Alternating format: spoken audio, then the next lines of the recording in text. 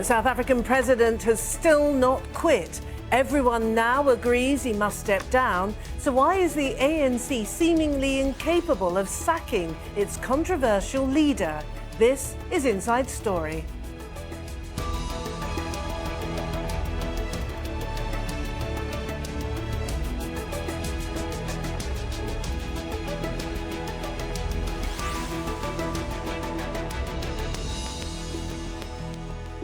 Hello and welcome to the programme. I'm Martine. Now, South Africa's ruling ANC party has been beset by several major challenges, including corruption scandals, a stagnating economy, and 2 years ago it suffered its worst election results ever. But today, Africa's oldest liberation movement is being tested like never before. It took the party a while to agree that President Jacob Zuma should go, but after marathon meetings and midnight talks, the president is still clinging to office. Zuma's second term was supposed to end next year, but allegations of multiple corruption cases have led to his early recall. Well, this isn't the first time a president's been recalled in South Africa. In 2008, the ANC recalled then-President Thabo Mbeki over accusations of abuse of power. Mbeki immediately resigned, announcing his decision in a televised speech. 2 days later, Parliament formally accepted his decision. An interim president was nominated to serve the remaining 9 months of Mbeki's term, until Jacob Zuma won the 2009 general election. Well, President Zuma has responded to the ANC's demands for him to go. He gave his first interview to local TV on Wednesday. This is some of what he had to say. Will you resign, Mr. President? No. Even the manner in which it is taken, is very strange to me. There is such a rush. In the letter that is written to me, one line towards the end says, engagement is open, that we can still engage. In others, still persuade. In my response that I was going to be doing, I am also saying, I am open to further discussions. But they are rushing. I'm told now they are taking a decision that tomorrow in Parliament, there's going to be a vote of no confidence. Nobody has even come to me to say, we are moving if we don't move. What is the rush? I've been asking this question all the time. All right, let's bring in our guests now. In Johannesburg, we have Mzwanele Manyi, who is president of the Progressive Professionals Forum and a member of the ANC. In Cape Town, we have Bantu Holomisa, who's member of parliament and president of the opposition party, the United Democratic Movement. Also in Johannesburg, William Gumede, associate professor at the School of Governance at the University of Witwatersrand. Thank you all very much indeed for joining us. But Mzwanele, can I start with you in Johannesburg? We've just heard from President Zuma, who still seems to be in a state of denial, and we've heard him basically dissemble and stall for time, is very much the way it seemed to me. Yeah, look, I listened to the interview. I must say, I sit here, my heart has just sagged, to be honest with you. I've never seen President Zuma speaking with so much pain, as it were. And I think the social media and media in general out there had positioned his attitude as somebody that is defying his own party, somebody that is defying the African National Congress. Isn't that the case, though, Mzwanele? Isn't that the case? Isn't he defying his own party? Having listened to that's the impression I had before I saw that's the impression that was created, rather, in the public domain. Now, having listened to the clip, in the clip, I must say, I must be honest with you, I got a completely different picture. In the clip, what I saw somebody who was at pains to cooperate with the African National Congress. I mean, this is a head of cabinet that had agreed that the deputy president would at times chair cabinet. All this as part of presenting a united face, yielding to the African National Congress. Here is a president that is saying here that I had agreed with President Ramaphosas, our new president in the African National Congress, a way forward. And the president Ramaphosa, after those discussions, issued a statement to say the discussions were fruitful and were moving forward. And then all of a sudden there was this U-turn. Okay, now, okay, Mzwanele, I don't want to go through this recent history because a lot of us have been following it, every detail of it, quite painfully. Can I go to Bantu Holomisa in Cape Town? And you are a veteran observer of ANC politics. What is the ANC doing wrong that it can't get rid of Jacob Zuma? Well, what is coming out clearly here is that ANC leadership did not follow correct channels procedurally. The decision to recall President Zuma should have been on their agenda in the NEC from the word go.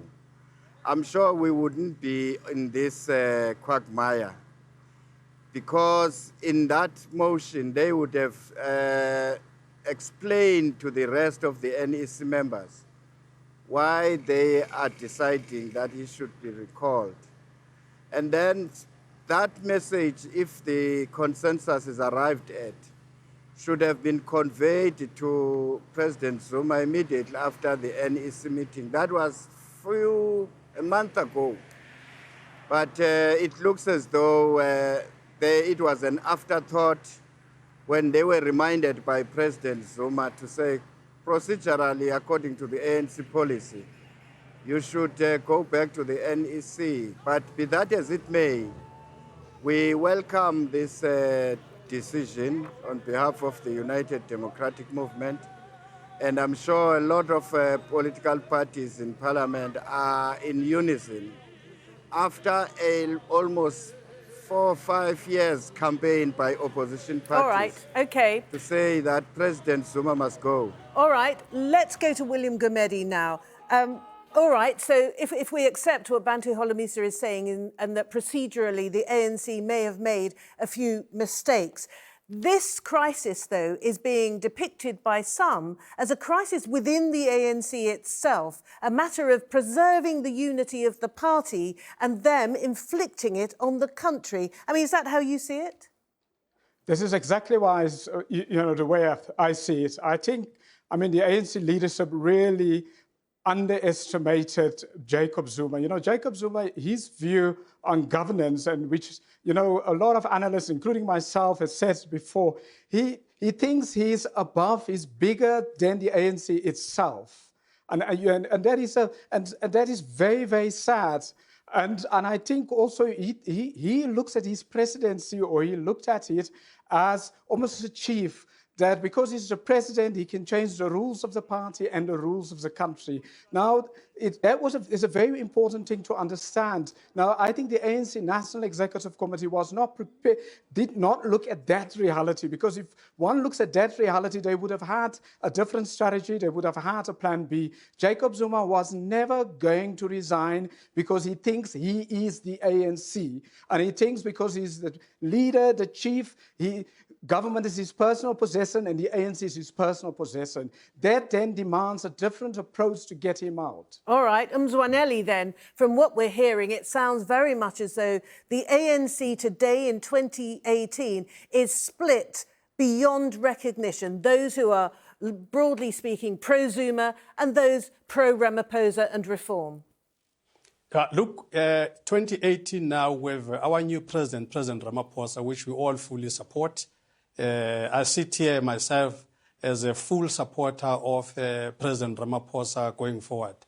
I really just think that there was some technical glitch in the transition. This is why the ANC had a process of managing transition. And I really think that William Gumede is totally incorrect in his analysis if he's positioning President Zuma as somebody that pretends to be bigger than the party. If he had listened to the clip, he would know. I think what perhaps could have happened differently, which is what President Zuma would have probably accepted this decision easier, is if he was taken through the thinking process of, on these points that we're raising in terms of this transition, this is how NEC processed the points, this is how it responded to these points. Having taken everything into consideration, he still ended up with this decision.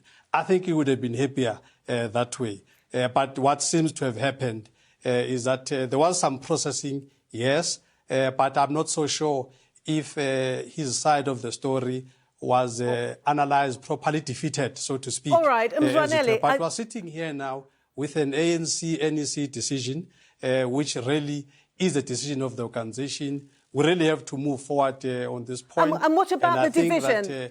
Mzwanele, what about the division what about the division within the ANC? How much damage has this miscalculation or this misstep by Cyril Ramaphosa caused to the party itself? Look, I think it's something that the ANC is an organization that is very sophisticated, and I'm sure the ANC will find a way to deal with these matters. There could very well be a lot of other factors that are not easily accessible to people that are not part of these meetings and all of that.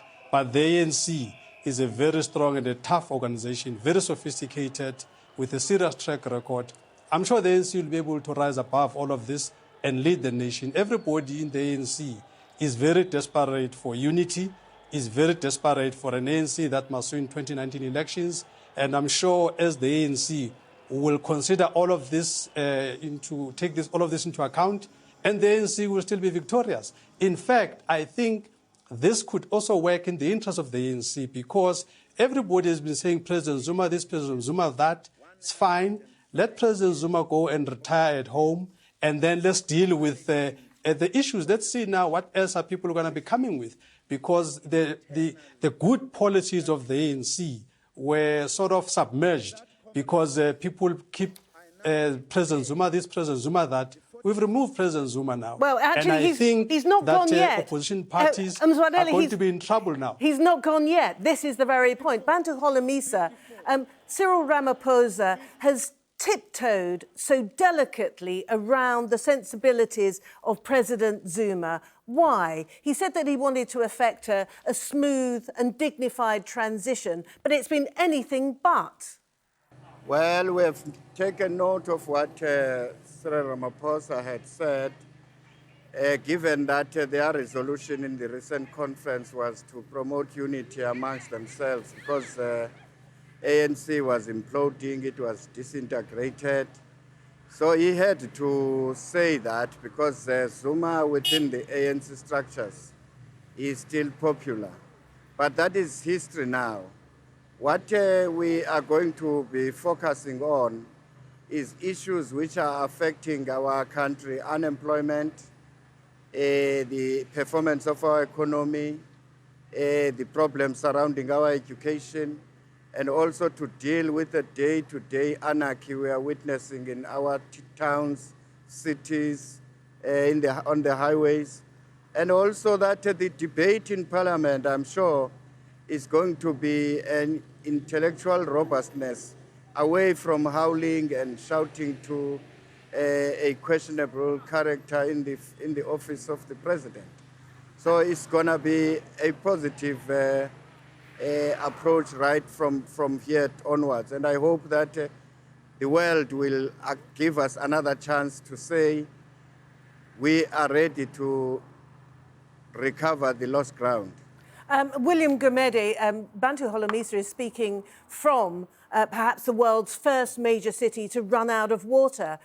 It's due to happen anytime soon. What is the backdrop against which this political drama has been unfolding? Bantu Holomisa has mentioned dreadfully high unemployment. There's a big crisis when it comes to tertiary education, for instance. I mean, really, we've been spending almost a decade now, dealing with Jacob Zuma's, his mismanagement, lack of focus, trying self-protection, trying to prevent himself from being prosecuted, and so on. So there's been really no focus on governing, dealing with the complex issues of the country. I mean, the unemployment, the education system, the black education system, totally destroyed. We're returning, we're getting uneducated children, black children, leaving, perpetuating, sort of the apartheid education. Health system is absolutely collapsed, the public health system. But we haven't focused on it because Jacob Zuma has And his personal issues has taken the bulk of all of the political focus and so on. So really is, I mean, I think the most damning and most of it the saddest thing is ordinary black voters, you know, who don't know what's going on, that they innocently, naively vote for the ANC with Jacob Zuma, and that he's actually destroying their lives or making it more difficult, you know, for their lives to be better because he's so self-absorbed into his own legal issues, you know, his issues to try to get out of, you know, corruption charges, and also the patronage and the corruption issues, you know, around him, around his allies, and so on, making it very difficult to give black South Africans, you know, or to rather to defer their dreams of good public services, better education, you know, and giving them what they've been, but it didn't get during apartheid. And for me, that is the most damning and the saddest part of Jacob Zuma's presidency. And I think we'll have to be truthful about it, and we have to face it on. If the ANC doesn't do it, it cannot recover out of this crisis. It's going to be very difficult to get out of this crisis that Jacob Zuma has left. They've left the ANC more than 100 years old, most probably has destroyed this party. And I think it's going to be very difficult to recover from this, even if with Cyril Ramaphosa, it's going to really struggle. It's going to be an uphill battle. You know, the legacy that Jacob Zuma left here for this 100-year movement, with generations have set their blood for this movement. He's destroyed it in under a decade. William Gumede very passionately then pointing out there, Mzwanele, what he thinks the task is ahead for Cyril Ramaphosa. Has Cyril got what it takes to reunite the party and then to deal with the lost years, if you like, from what William Gumede was saying, the Zuma presidency has been a matter of neglect of the country? Yeah, look, I think it's quite unfortunate to have the kinds of views expressed by William Gumede, such an educated person, because if we were to deal with this matter intellectually, we'd all realize that even in government, President Zuma sits with no less than 34 ministers, each one very good in the things that they do. Now, when things go wrong, it's very important. When you say education, let's look at what everything else happens around education and the various departments. To just simplistically, because you hate a person, you just plump everything on one place. I really just don't think it's fair. Well, I think the president of the nation has to carry the buck. I think is fair enough. Collective. Going forward, I think the ANC has noted all of this. Indeed, I'm sure there will also be a lot of reshuffling and so on, even with cabinet. It's unavoidable. And we are very committed, all of us, to rally behind our new president, Ramaphosa, to take the country to the next level. The branches of the ANC were the first ones to ensure that they vote a kind of leadership that breaks the slate, a kind of leadership that brings unity. So a bigger credit should actually go to the branches of the ANC that have decided that enough is enough. And as the branches of the ANC, they're going to put a particular leadership there. Not only that, they have got very specific resolutions that need to be implemented. And we are looking upon President Ramaphosa to ensure that the resolutions of the ANC branches are actually implemented in government. So when that happens, that's going to bring all the things that everybody is talking about. So I'm looking forward to President Ramaphosa implementing all the resolutions of the ANC. Okay. And with President Zuma out of the way, he will be out of the way come tomorrow, whichever way, but he'll be out of the way come tomorrow. Now we'll be squarely focused with the challenges of the country, and we have confidence in President Ramaphosa that he has what it takes. He's got the support of all of us in the ANC. Okay, I understand. He's got support of you're the business community. You're cheerleading for Cyril Ramaphosa now. Okay, I get it. So indeed, let me go to Bantu Holomisa now. We're all celebrating 2018 is going to be a great year for South Africa. Sorry to interrupt you, but Bantu Holomisa, in your estimation, how would you assess the state of the ANC right now? What is the first thing that Cyril Ramaphosa will have to do once he finally gets rid of Jacob Zuma? What's the first thing he has to do? Well, if he wants to earn credibility among South Africans, Cyril Ramaphosa must make sure that phase 2 of the agenda of the opposition. The first one was to take Zuma out because of corrupt-related cases. Second phase now, Cyril must lead in making sure that he establishes special courts, he gives resources to the police, and make sure that the judicial system of South Africa, or criminal justice system, is functioning well without political interference. Secondly, South Africa is not going to be run by ANC alone anymore. They will have to swallow their pride, because we can no longer put all our eggs in one basket. They will have to earn this trust by working hard. Therefore, South Africa from now on, we have to work together, not to rely only on one party. What if another scandal comes out? All right. We're running out of time. And so, William Gumede, I'm just wondering, really, what you think the state of play is regarding the judicial system, which Bantu Holomisa has outlined, needs supporting in the first flush of a Ramaphosa presidency. What else does he need to do to turn around the fortunes of the ANC, which, as we've witnessed from the last elections 2 years ago, have sunk to an all-time low? You know, the very first thing is, of course, not to try to unite the ANC, because, you know, there's essentially two ANCs now. And Jacob Zuma hasn't made it easy for him, because Jacob Zuma, you know, he hasn't resigned yet. So, you know, so this is still, you know, this drama is still continuing. And the longer the drama continues, you know, the more difficult it gets for Ramaphosa to bring the ANC together. And remember, he doesn't, you know, the next elections in 2019, Ramaphosa will have under 12 months to try to unite the ANC. Even, you know, the focus and the energy of Ramaphosa is going to be on uniting the ANC. It's going to make it very difficult for Ramaphosa really to deal with all of the substantial other issues, you know, on the judiciary, trying to clean up the police service, getting economic growth going, getting market confidence going. Right. It's going to be very difficult for him if he has to focus on just uniting the ANC, which is going to be the case. All right. Bantu Holomisa, can I come to you and give you the last word on this show? In many ways, Jacob Zuma has given you an open goal. It's been really easy for the opposition to score points in Parliament, hasn't it? With a Cyril Ramaphosa presidency, what is going to be your line of attack? What are you going to be aiming for in terms of upsetting the ruling party? Well, the United Democratic Movement is a patriotic political party. We were forced to target Zuma because of his behavior in that office. And we're vindicated by the Constitutional Court on that, when it says he has violated the oath of his office. So Cyril Ramaphosa, we are not going to focus on Cyril Ramaphosa. We'll give him a chance.